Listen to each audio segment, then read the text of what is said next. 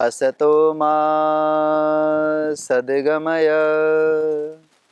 तमसो मा ज्योतिर्गमय मृत्योर्मामृतं गमय। ओम शांति शांति शांति। रामायण के रचयिता जो तो महर्षि वाल्मीकि जी हैं, और महर्षि वाल्मीकि जी का परिचय रामायण के पहले श्लोक में ही, जो कि है तपस्वाध्याय निरतम तपस्वी वाग्विदाम्बरम नारदम परिपप्रच्छ वाल्मीकिर मुनिपुंगवम।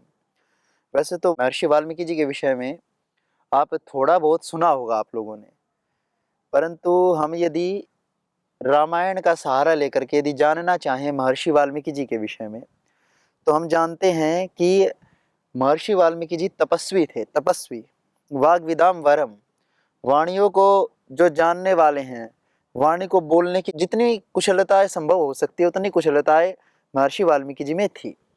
तो हमें रामायण के पहले श्लोक से महर्षि वाल्मीकि जी के विषय में जानकारियां मिलती हैं। यूँ तो रामायण के भीतर बहुत गहरा इतिहास, भगवान श्री राम का चरित्र, उनकी मर्यादा, माता सीता का सतीत्व, उनका चरित्र, एक एक रामायण का पात्र हमारे हृदयों में इस प्रकार से घर किए हुए है कि हम उनको इस, जब तक यह धरा रहेगी, इस धरा के रहते रहते कभी भी उन पात्रों को विस्मृत नहीं किया जा सकता। आप सबने भी रामायण घर में देखी होगी टीवी पर जो रामायण टीवी पर देखते हैं, उस रामायण में मूल वाल्मीकि रामायण के कुछ किस्से ऐसे हैं, उन प्रसंगों का पूर्णतया चरित्र का चित्रण नहीं किया हुआ। तो कुछ रामायण के ऐसे अनसुने किस्से हैं जहाँ रामायण बड़ों के लिए ज्ञान का शास्त्र बनी हुई होती है, हमें जीवन के बड़े बड़े रहस्य सिखलाती है, बड़ी बड़ी जीवन के सत्यों का बोध कराती है। वहीं यह उन बच्चों के लिए जो छोटे हैं, जो कुछ किस्से कहानियाँ सुनना चाहते हैं, जिन्हें कहानियाँ सुनना अच्छा लगता है, उनके लिए भी रामायण बड़ी रुचिकर है। क्योंकि इसमें बहुत से ऐसे प्रसंग आते हैं, जब हम उनको सुनते हैं, उनका श्रवण करते हैं, तो हम हंसते हैं, हमें अच्छा लगता है, उसमें रुचि आती है। यह स्वाभाविक है, जब दादी नानी कहानी सुनाती है तो हमारा मन स्वाभाविक रूप से उधर लगा रहता है। इतना तो है, पढ़ाई से ज़्यादा अच्छा क्या लगता है? कहानी सुनना। लगता है कि नहीं लगता? तो कहानियों में क्या होता है, प्राय करके जब हम कहानी सुनते हैं तो उसके साथ हम एक आत्मीय संबंध स्थापित कर लेते हैं, जिससे कि हम बैठे हुए भी जैसे सामने कोई फिल्म चल रही हो, ऐसा दृश्य हमारे हृदय में, हम स्वतः ही उस कल्पना के सागर में डूब जाते हैं। तो आइए एक छोटी सी कहानी रामायण की हम प्रारंभ करते हैं। यहाँ एक छोटा सा संवाद है। संवाद तो क्या है, एक बिन बुलाया मेहमान है जिसका कि नाम है शूर्पणखा। जब भगवान राम को 14 वर्ष का वनवास मिला तो वे वन में हैं, अपनी उन्होंने कुटिया बनाई है, पर्णशाला उन्होंने कहा उसको। तो लक्ष्मण जी हैं, माता सीता है, तो सब बैठे हैं। वे क्या कर रहे हैं? ये सप्तदश सर्ग है अरण्य कांड का। इस सप्तदश सर्ग में प्रथम श्लोक है, कृताभिषेको रामस्तु सीता सौमित्रिरेव च तस्माद् गोदावरी तीरात् ततो जग्मुहु स्वमाश्रमम्। तो कथा कहाँ से प्रारंभ हो रही है, यह कहानी कहाँ से प्रारंभ हो रही है, आप समझिए। आप सबने यह तो सुना है कि शूर्पणखा आती है भगवान राम के आश्रम में, तो वहाँ कुछ संवाद होता है। तो महर्षि वाल्मीकि जी ने इस संवाद को बड़े रोचक ढंग से प्रस्तुत किया है। आप सुनेंगे तो आप हंस भी जाएंगे, और आप यह भी देखेंगे कि भगवान राम भी थोड़ा सा उपहास कर लेते थे किसी का। तो यह भी एक भगवान राम का एक अद्भुत गुण भी जानेंगे, और उस कारण से जो बाद में सीख मिलती है इस कथा से, उससे भी आप परिचित होंगे। तो कथा प्रारंभ होते समय प्रथम श्लोक में ही कहा कि कृताभिषेक, कर लिया है अभिषेक जिसने। अभिषेक अर्थात स्नान, अभिषेक राज्याभिषेक शब्द से भी आप अभिषेक शब्द को निकाल सकते हैं। तो अभिषेक शब्द का अर्थ क्या है? स्नान। कर लिया है स्नान जिसने, ऐसे भगवान राम। कृताभिषेको रामस्तु सीता सौमित्री रेव च। और सीता और सौमित्री, सौमित्री अर्थात लक्ष्मण जी, सौमित्री अर्थात सुमित्रा कौन थी? लक्ष्मण जी की माता जी। तो सुमित्रा के पुत्र को, संस्कृत में ऐसी व्यवस्था है, दशरथ के पुत्र को हम राम तो जानते ही हैं, दशरथ के पुत्र को हम क्या कह सकते हैं? दाशरथी। क्या बोल सकते हैं? तो उसी प्रकार सुमित्रा के पुत्र को क्या बोल सकते हैं? सौमित्री। क्या बोल सकते हैं? सौमित्री। तो आपको नए नए शब्दों का भी परिचय हो सकता है यहाँ से। तो सीता सौमित्री रेवच, सीता माता और सौमित्री। सौमित्री कौन? लक्ष्मण जी। ये तीनों तस्माद गोदावरी तीरात, उस गोदावरी के तीर से, गोदावरी नदी के किनारे से स्नान आदि करके, ततो जगमुह स्वमाश्रमम, फिर कहाँ चले गए? स्वम अर्थात अपने, आश्रमम अर्थात आश्रम को, तो अपने आश्रम की ओर लौट पड़े।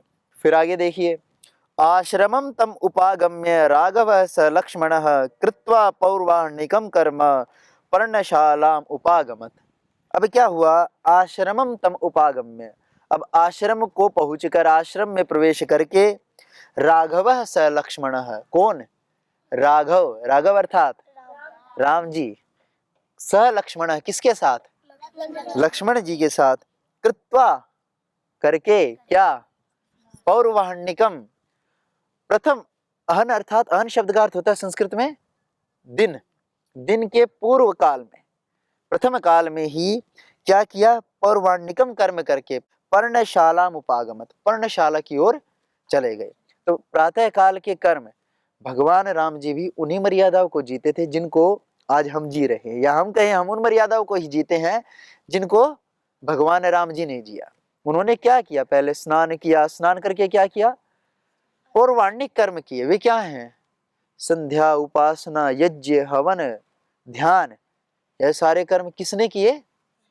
भगवान श्री राम जी ने। तो हमें इस बात का भी गौरव होना चाहिए कि हम भी उसी संस्कृति का निर्वहन कर रहे हैं, उन परंपराओं को जी रहे हैं जिन्हें मर्यादा पुरुषोत्तम श्री राम ने जिया था। तभी तो वो राम कहलाए। भगवान राम जी के नाम के आगे क्या लगाया जाता है? मर्यादा पुरुषोत्तम। क्या कहा जाता है? श्री कृष्ण जी के लिए क्या कहा जाता है? योगेश्वर श्री कृष्ण। शब्द हमारे चरित्र का वर्णन करते हैं। तो इसका मतलब राम जी किस में जीते थे? मर्यादाओं में। जैसे आपकी अभी मर्यादा बैठने की कैसी होनी चाहिए? सीधी। यह भी क्या है? मर्यादा। ठीक है जी। और पढ़ने की भी क्या होनी चाहिए?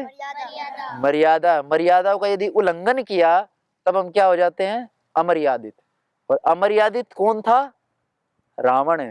रावण क्या था? राम जी क्या थे? मर्यादित।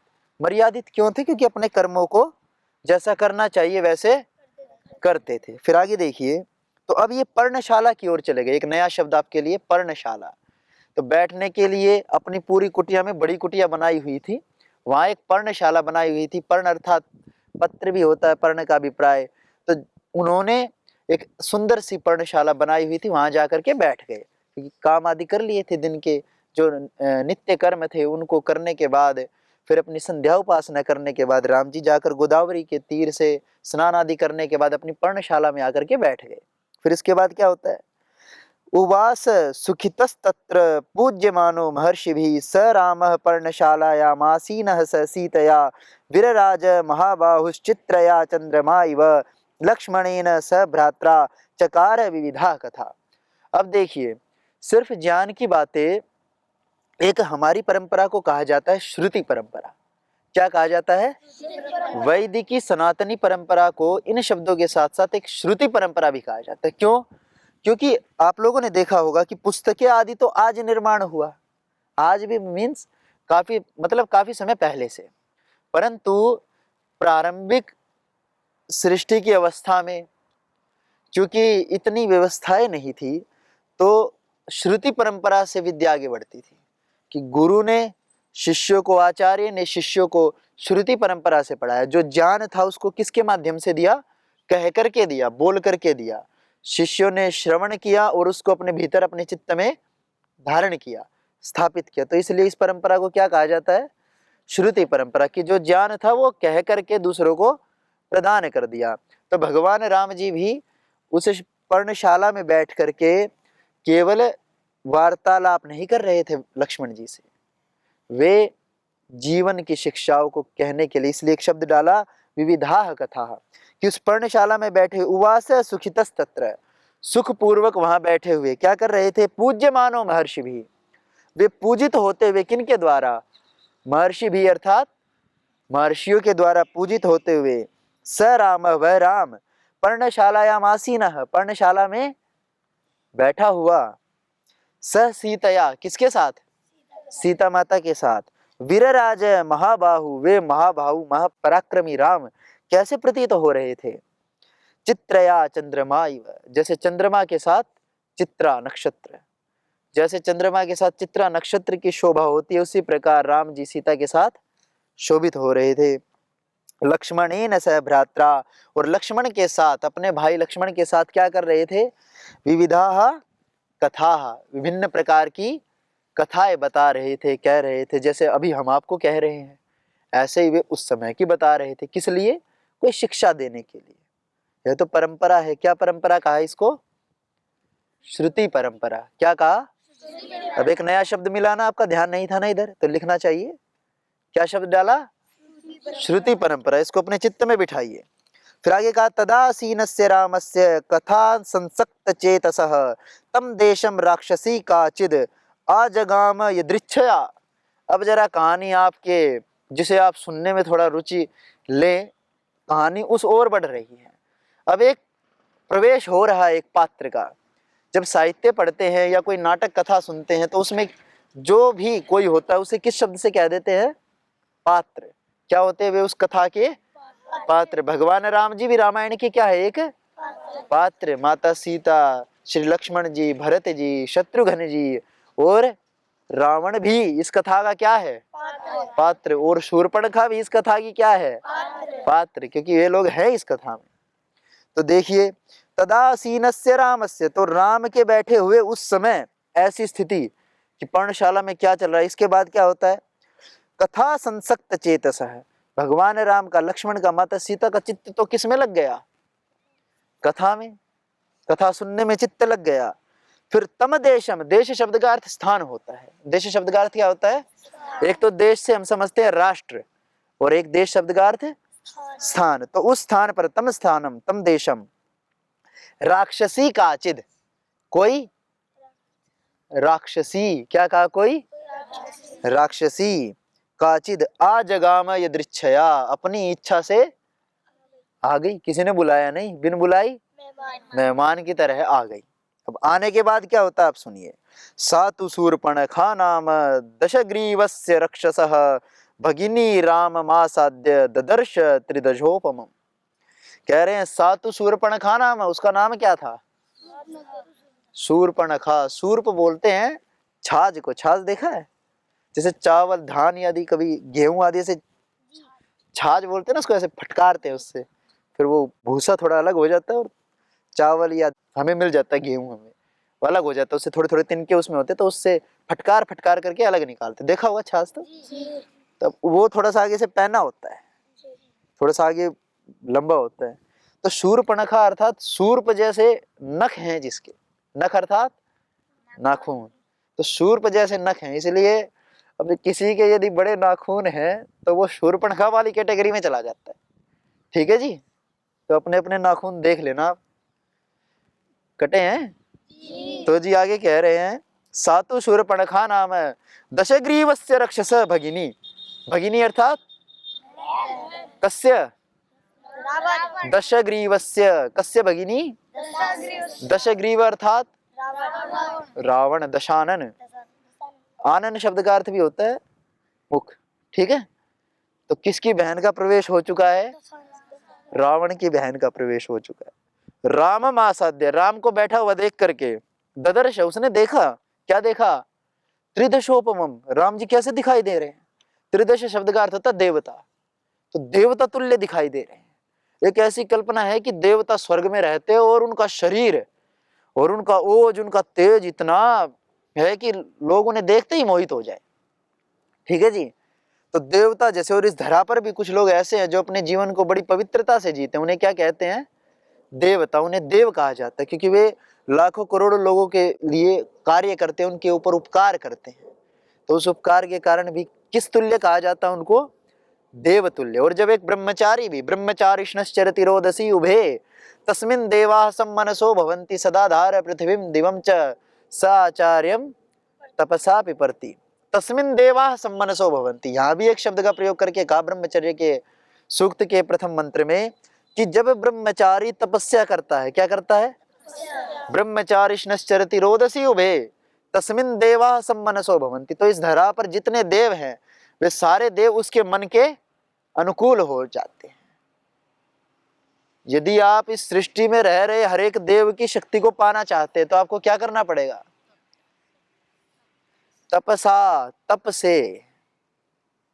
तस्मिन् देवाः सम्मनसो भवन्ति सदा धार पृथ्वीं दिवं च स आचार्यं तपसा पिपर्ति। जब एक ब्रह्मचारी अपने आचार्य को किससे तृप्त कर दे? तप से। भोगों से तृप्त करने के लिए नहीं कहा, किससे तृप्त करने के लिए कहा? तपस्या से तृप्त कर दे। किसको? देवताओं को, आचार्य को। किसको? आचार्य को। और पहला आचार्य कौन होता है? प्रथम आचार्य कौन होता है? माता जी। तो पहले माता जी को, फिर पिताजी को, और फिर अपने आचार्य को, फिर अपने गुरु को। क्योंकि सब अपेक्षाएं रखते हैं ना। माता पिता थोड़े में संतुष्ट हो जाते हैं, आचार्य थोड़े ज्यादा में संतुष्ट होगा, गुरु तो जब स्वयं विराट है तो वे आपसे विराट की ही अपेक्षा रखते हैं, समझे? तब जाकर के एक विराट व्यक्तित्व तैयार होता है। और उस व्यक्तित्व की सहायता कौन करते हैं? देव। तस्मिन् देवाः सम्मनसो भवन्ति। ठीक है जी। फिर सारी प्रकृति उसका सहयोग करती है उसके कार्य में, उसका हाथ बटाने में। ठीक है। फिर आगे कहा दीप्तास्यम। जब अब राम जी तो देवतुल्य, ठीक है, राम जी का तो हमने वर्णन सुन लिया। राम जी कैसे? देवतुल्य। उनका शरीर, उनका रूप, उनका ओज, उनका तेज, सब कुछ अद्भुत। अब जरा शूर्पणखा को भी देख ले कैसी। तो कहा दीप्तास्यम च महाबाहुम पद्मपत्रायते क्षणम गज विक्रांत गमनम जटा मंडल धारिणम। अब जरा सुनिए, एक और है वर्णन शूर्पणखा के रूप का और एक और है वर्णन राम जी के रूप का। तो अब यहाँ पर महर्षि वाल्मीकि जी अद्भुत वर्णन करते हुए दोनों का व्यंग्य पूर्वक, कि राम जी का और शूर्पणखा का रूप का वर्णन करते हुए व्यंग्य में, उपहास में एक बात कह रहे हैं कि दीप्तास्यम, उसका मुख तेजस्वी। भगवान राम का मुख कैसा है? तेजस्वी। महाबाहु, वे महापराक्रमी हैं, बड़ी बड़ी भुजाओं वाले हैं, उनकी भुजाओं में बड़ा बल है। पद्म पत्रायते क्षणम, और उनकी आंखें कैसी हैं? पद्म पत्र के समान, देखने में बड़ी अद्भुत। पद्म पत्र अर्थात पद्म। पद्म किसको बोलते हैं? कमल है। पद्म किसको कहा? कमल। तो पद्म पत्रायते क्षणम, पद्म पत्र के समान, प्रफुल्ल कमल दल के समान विशाल और सुंदर है। गज विक्रांत गमनम, भगवान राम कैसे चलते हैं? एक गज की भांति। गज को कोई भय होता है चलने में? गज यदि जंगल में भी आप चले जाएं और हाथी सामने आ जाए तो भाग नहीं सकते हाथी के सामने। क्यों? कहाँ भागेंगे? हाथी इतना विशाल होता है, पेड़ों को तहस नहस करता हुआ जाता है, समझे? तो कोई रास्ता नहीं होता हाथी के सामने जब हाथी चलता है। और हाथी बिल्कुल कैसे चलता है? निर्भीक होकर के। कैसे होकर के? निर्भीक अर्थात किसी प्रकार का कोई भय जिसके अंदर ना हो, उसको क्या कहते हैं? निर्भीक। तो भगवान राम जी कैसे चलते थे? निर्भीक गमन होता था। एक होता है चिंता में रहना, जो व्यक्ति चिंता में रहता है वो डर करके रहता है, उसकी चाल भी अलग होती है। पर जो व्यक्ति निर्भीक रहता है, जैसे बच्चे भी बहुत निर्भीक रहते हैं, आप लोग भी निर्भीक ही रहते हो। क्यों? क्योंकि आपको कोई चिंता नहीं होती ना, आपको घर परिवार चलाना ऐसी कोई चिंता है, परंतु आपके माता पिता को है, होती है कि नहीं? माता पिता को आपकी चिंता है कि नहीं है? आपको है माता पिता की चिंता? यदि होती, ऐसे जैसे मैं ये कह रहा कि माता पिता बच्चों की चिंता करते हैं कि नहीं करते, पर बच्चे बच्चों की बात कर रहे हैं। वैसे तो आपके भीतर भावनाएं तो हैं, परंतु आपके मन में कितनी बार आता है कि कहीं आज माता जी का सिर दर्द तो नहीं हो रहा, ऐसे आता है? आता है जी, आता है कि आज माता जी ने खाना खाया कि नहीं खाया अच्छे से, ऐसे आता है? चलो, जिनके आता है तो वे केयर करते हैं, पर बच्चे तो फिर नटखट भी तो होते हैं थोड़े से, उनके भीतर तो नहीं आता, आता है जी? तो जैसे माता पिता को तो चिंता रहती है घर की, परिवार की, बच्चों के पालन पोषण की, उनकी पढ़ाई की, ऐसे बच्चों में नहीं रहती ना प्रायः करके। आप तो समझदार हैं, आप में तो है, पर दूसरे बच्चों को भी तो आप देख सकते हैं। तो ये छोटी छोटी बातें, या जो भगवान राम की तरह जिए वह कर सकता है कि अपने कर्तव्यों को बोझ नहीं समझना। जैसे आप पढ़ाई को बोझ समझ लेते हो कि नहीं समझ लेते? नहीं समझते। पर जब पढ़ाई परीक्षा की बारी आती है, जब टेस्ट लिए जाते हैं, थोड़ा थोड़ा बोझ आता है कि नहीं आता? क्यों बोझ समझे? परम पूज्य श्री देवगर्षि स्वामी जी महाराज, श्री आचार्य श्री जी कार्य करते हैं कि नहीं करते? कोई उनके पीछे लगा है कि नहीं 4 बजे ही उठो, 10 बजे तक काम करो, ऐसे है? पर क्या वो इतना बड़े दायित्व का निर्वहन कर रहे हैं कि नहीं कर रहे? फिर भी कितने निर्भर होकर के जब परम श्रद्धेय श्री योगर्षि स्वामी जी महाराज यहाँ पर आते हैं, श्रद्धेय आचार्य श्री जी आते हैं, तो हम लोगों में एक उत्साह की उमंग उठ जाती है कि नहीं? हमें लगता है कि जैसे श्रद्धेय स्वामी जी महाराज, जैसे श्रद्धेय आचार्य श्री जी अपने दायित्व का निर्वहन कर रहे हैं, हम भी कर सके और अपना पूरा समय उसमें दे सके और अपना 1 सेकंड भी व्यर्थ नहीं गवाए। तो यहाँ भगवान राम का चरित्र का वर्णन करते हुए, उनके रूप का वर्णन करते हुए, जटा मंडल धारिणम। तो भगवान राम जी क्योंकि वन में थे, तो उन्होंने क्या धारण की हुई थी? जटाएं, बड़ी बड़ी जटाएं थी। और क्या थे? जटा मंडल है, जटाई नहीं, जटाओं का पूरा समूह था। जटा मंडल धारिणम, तो भगवान राम के रूप का यहाँ वर्णन किया।